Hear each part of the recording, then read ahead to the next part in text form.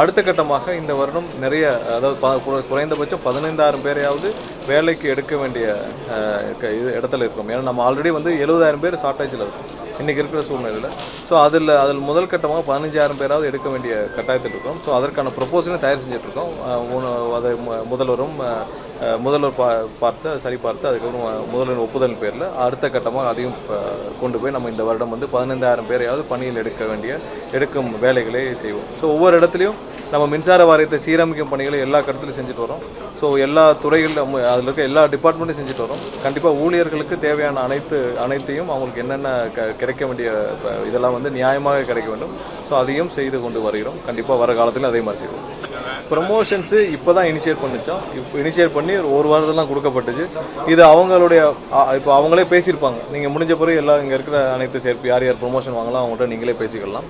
So இதெல்லாம் 15 வருஷமாக bending promotion. 15 வருஷமாக அவர்களும் கடுமையாக போராட்டு வராங்க.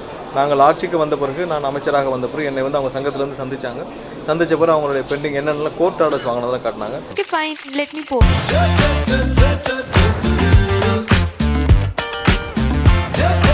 Your jewelries are so nice, ma'am. Thanks.